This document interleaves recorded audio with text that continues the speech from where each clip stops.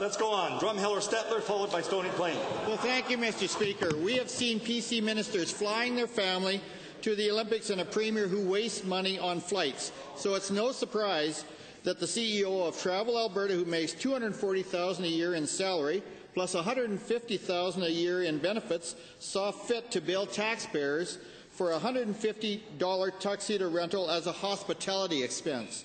Will the minister ask the CEO to pay back this claim? Mr. Speaker, I thank the honourable member for his question. You know, I just recently returned from the world's largest tourism and conference centre in Berlin.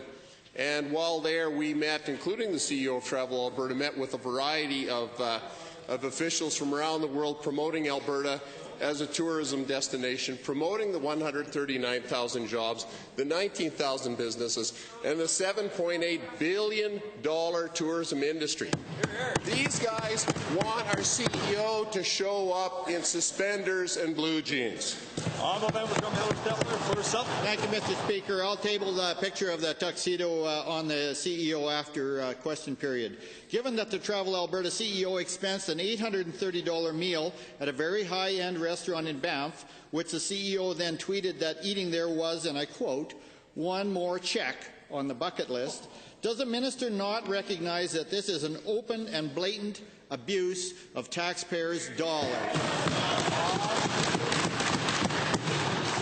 Mr. Speaker, I will say again, Travel Alberta, which during the course of the conference in Berlin won its 47th international award for trade and marketing for an organization that only turns 5 years old on the 1st of April, has done an outstanding job of promoting Alberta as a tourism destination throughout the world.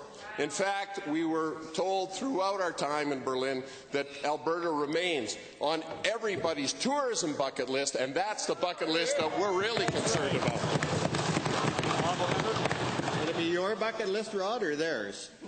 Given that taxpayers shouldn't be subsidizing the luxuries of government officials, and given that taxpayers will be distressed to learn that Travel Alberta's CEO took an $8,800 first-class flight to Singapore this past June just to have one dinner meeting with one applicant for a job, will the Minister of Tourism call on the Auditor General to get to the bottom of what's happening in Travel Alberta? This culture of entitlement has...